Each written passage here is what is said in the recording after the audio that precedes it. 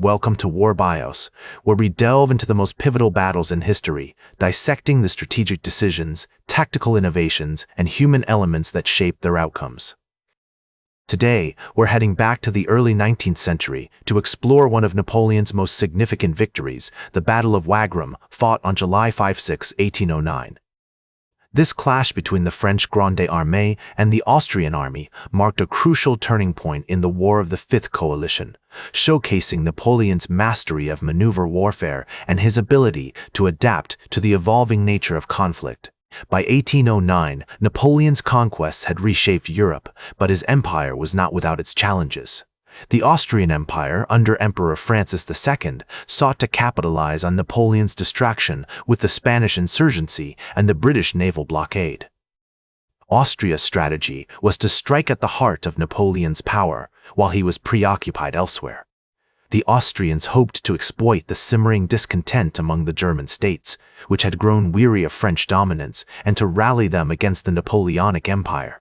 The seeds of the Battle of Wagram were sown in April 1809, when Austrian forces under Archduke Charles of Austria-Teschen launched a surprise attack on the French-held city of Ratisbon, modern-day Regensburg, hoping to drive a wedge between Napoleon's armies in Germany and those in Italy. This bold move prompted Napoleon to rush back from Spain, where he had been dealing with the increasingly troublesome guerrilla war. The Spanish insurgency, led by charismatic leaders such as Francisco Espoz y Mina, had proven to be a persistent thorn in Napoleon's side, forcing him to divert significant resources to maintain control over the Iberian Peninsula. Upon his return, Napoleon found that Archduke Charles had already begun his offensive, pushing deep into Bavaria. The French emperor quickly assessed the situation and recognized an opportunity to strike a decisive blow against the Austrians. He began to concentrate his forces, aiming to outmaneuver Archduke Charles and bring him to battle on favorable terms. Napoleon's strategic thinking was influenced by his understanding of the Austrian army's strengths and weaknesses, as well as the terrain of the region. He knew that the Austrians were skilled defenders, but he also believed that they could be tempted into a pitched battle if threatened with the loss of their capital, Vienna. The month of May 1809 was marked by a series of skirmishes and maneuvers as both armies jockeyed for position. Napoleon's forces moved with their characteristic speed and flexibility, while the Austrians sought to exploit the defensive potential of the terrain.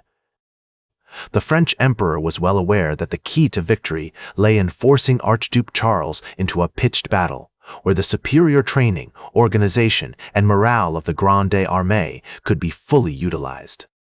Napoleon's army was a finely tuned machine, with each corps and division working in concert to achieve a common goal.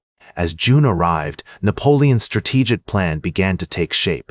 He intended to cross the Danube River, which formed a significant barrier between his army and the Austrians, and then advance on Vienna, aiming to threaten the Austrian capital and draw Archduke Charles into a decisive engagement.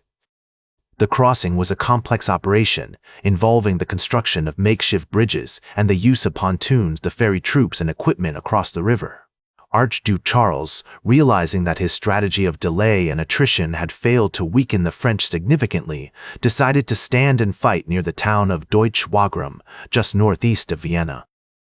The terrain, characterized by open fields and gentle slopes, offered few natural obstacles but plenty of room for maneuver. Both armies were aware that the coming battle would be a clash of titans, with the fate of empires hanging in the balance. The Austrian army, numbering around 37,000 soldiers, was deployed in a defensive position, awaiting the French attack. Napoleon, commanding approximately 100,000 troops, planned to use his numerical superiority and tactical flexibility to outflank and overwhelm the Austrians. The air was thick with tension as the two armies faced off, each aware that the battle about to commence would decide not only their own fates, but also the course of European history. As the two armies faced off on the morning of July 5, 1809, the atmosphere was electric with anticipation, like the air before a summer storm. The Austrian lines, stretching across the gently sloping terrain, presented a formidable sight, with infantry, cavalry, and artillery arrayed in a deep defensive formation that seemed to stretch on forever.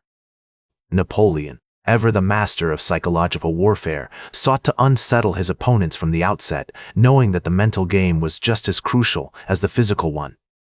He ordered a series of probing attacks along the Austrian lines, designed to test their resolve and identify potential weaknesses, like a skilled boxer feeling out his opponent's defenses.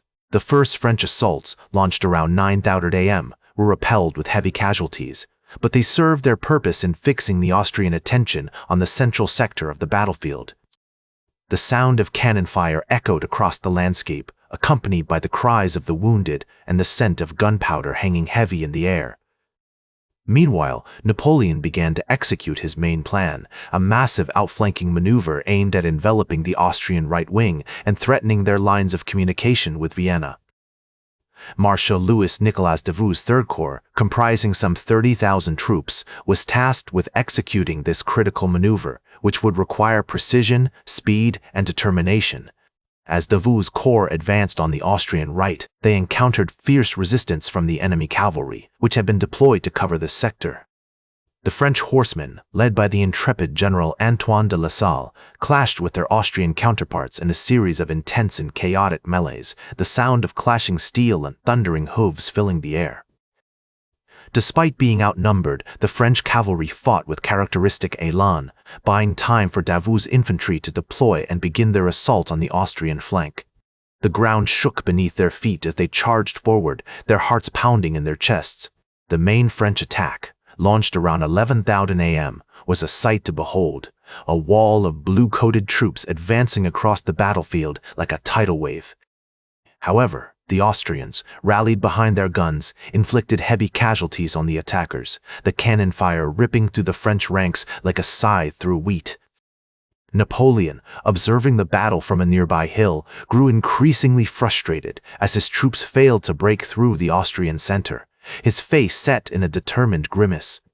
In an effort to inject fresh momentum into the attack, Napoleon ordered Marshal André Masséna's IV Corps to launch a supporting assault on the Austrian left. This move, though costly in terms of casualties, helped to stabilize the French line and prevented the Austrians from transferring troops to reinforce their beleaguered right wing. As the day wore on, the battle became a grinding, attritional struggle, with both sides suffering appalling losses, the cries of the wounded and dying filling the air. The turning point came around 3:00 p.m., when Davout's Three Corps finally managed to outflank the Austrian right and threaten their rear. Archduke Charles, realizing that his position was becoming untenable, ordered a gradual withdrawal towards the Marchfeld, a vast, open plain stretching eastwards from Vienna.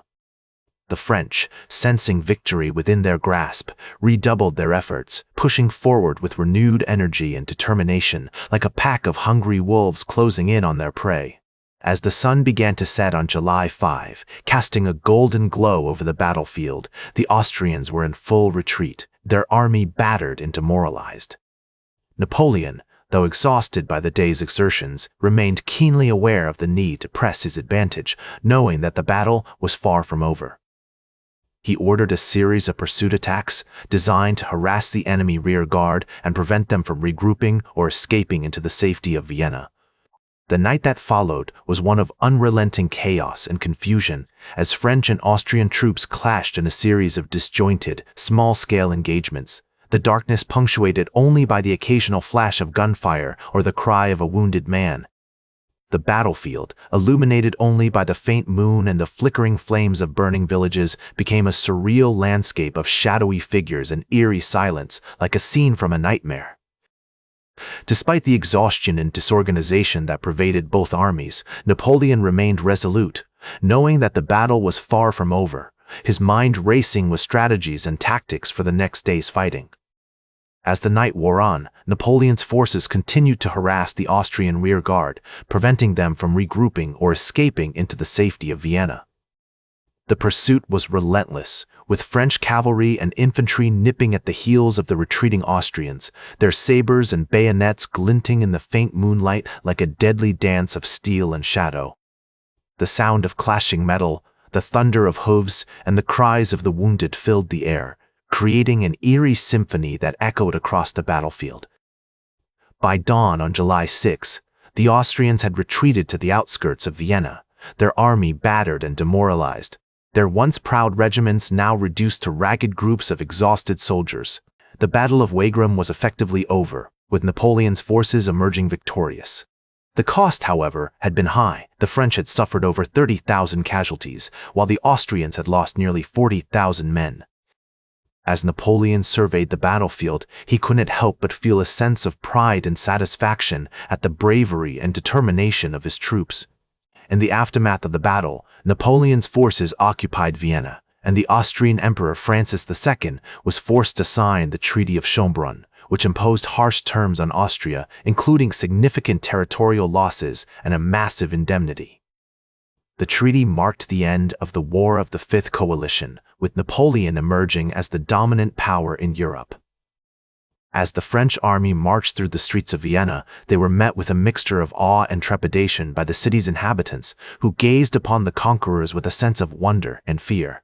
The Battle of Wagram had far-reaching consequences, cementing Napoleon's reputation as a brilliant military strategist and paving the way for his future conquests.